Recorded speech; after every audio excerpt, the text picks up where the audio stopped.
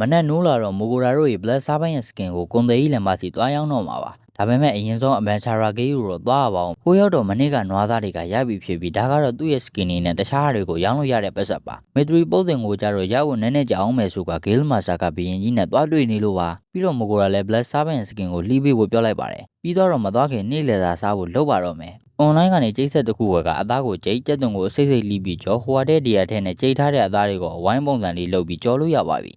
အပေါ်ကနေ sausage စမ်းပြီးတဲ့အခါမှာတော့စားလို့ရပါပြီ၃ယောက်သားအရသာရှိစားနေကြပါတယ်ပြီးတော့မိုဂိုရာလည်းအဝိရှော်နေကဒီကဘာကဆက်ပြခဲတွေကရွှေဝါခဲလောက်တော့မကောင်းလို့အွန်လိုင်းကနေပဲဆက်ပြကောင်းချော်ရင်းနဲ့တခြားဟာတွေလည်းမှားလိုက်ကကွန်သေးကြီးလန်ပါစီလည်းသွားမှဆိုတော့သူတို့လည်းသဘောကျလောက်မယ်ဆိုကပြကြည့်အောင်မလို့လည်းပြောနေပါတယ်ပြီးတော့မိုဂိုရာလည်းသမင်းစားပြီးရီချိုးလာလားမလားမသိကွန်သေးကြီးလန်ပါစီတော့ရောက်လာပါတယ်ကွန်သေးကြီးလန်ပါလည်း Blood စားပိုင်းရဲ့ skin ကိုရွှေပြား90ပေးမယ်လို့ပြောကအယောင်းဝယ်ဖြစ်သွားပါတယ်မိုဂိုရာကလည်းနောက်ထပ်ပြစရာရှိသေးတယ်လို့ပြောကဆက်ပြနဲ့တခြားဟာတွေကိုပြနေပါတယ်ကုန်သေးလန်မကလည်းမိုးရာကိုကျေးဇူးတင်လိုက်ကနောက်နံပါတ်ဆိုရင်သူနဲ့သူဇနီးရဲ့ anniversary ဖြစ်တဲ့အတွက်နှစ်တိုင်းလဲလေသာအိတ်တွေပြီးနေရဆိုတော့အပြောင်းလေးဖြစ်သွားအောင်ဒါလေးကိုစမ်းသုံးကြည့်ပြီးကောင်းတယ်ဆိုရင်ပေးမယ်လို့ပြောနေပါတယ်ပြီးတော့ကုန်သေးလန်မတို့စီမှာရေချိုးကန်ရှိရဆိုတာနဲ့မိုးရာလည်းသိကျင်သွားကကြီးလို့ရမလားလို့မေးလိုက်ပါတယ်ကုန်သိန်းလန်မကလည်းဒီလိုရေချိုးကန်တွေကလောရတာခက်ခဲတာကြောင့်အနည်းဆုံးရွှေရာကျော်ဒါမှမဟုတ်ထောင်ကျော်လောက်ကုန်မယ်လို့ရှင်းပြနေပါတယ်ပြီးတော့မိုဂိုရာလည်းဆက်ပြနဲ့ခေါင်းချော်ရည်တွေကိုဒီညကိုယ့်အသားကိုစမ်းသုံးကြည့်ဖို့ပြောနေကပြန်သွားပါတယ်မနက်မိုဂိုရာပြန်လာတော့ကုန်သိန်းလန်မရဲ့မိန်းမကအပြေးလေးလာတော့ကမနေ့က product တွေကိုသဘောကျတယ်လို့ပြောနေပါတယ်ကုန်သိန်းလန်မကတော့သူတို့ရဲ့ anniversary နေ့ထိလေးဝယ်ထားခြင်းပဲဒါပေမဲ့ညာတော့ကအဲ့ဒါကြီးသုံးပြီးတော့တောက်ပြောင်နေရကြောင်းသူ့ရဲ့မိန်းမကသတိထားမိကွာတီးသွားတာပါ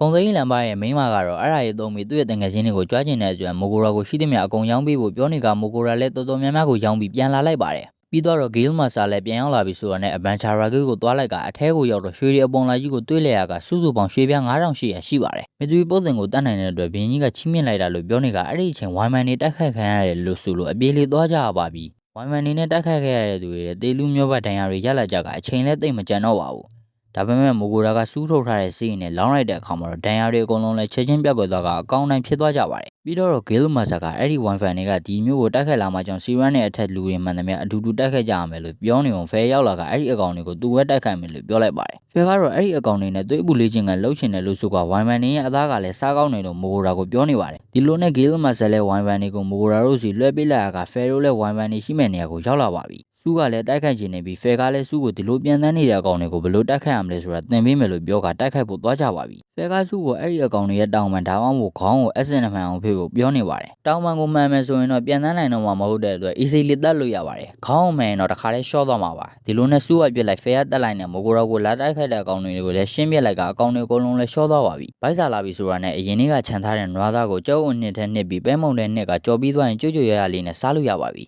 ကားပြောရင်စားရင်လုံနေကြကတာတာရရပါပဲဂေးမာဆာတို့ကတော့ထိုင်းဆောင်နေကြကဖဲရိုအဆင်ပြေပါမလားပဲတွေးနေပါတယ်တစ်ဖက်ကမိုဂိုရာလိုပဲအဆင့်ခေါ်ခံရတဲ့တော့လည်းမိုဂိုရာကိုအဆင်ပြေပါမလားလို့ပြောနေကြကဒီကဘာမှာကနေထိုင်ရင်ကတော့အဆင်ပြေပါတယ်ဒါပေမဲ့အစားအသောက်ကတော့တော်တော်လေးစိုးတယ်လို့ပြောနေကြပါတယ်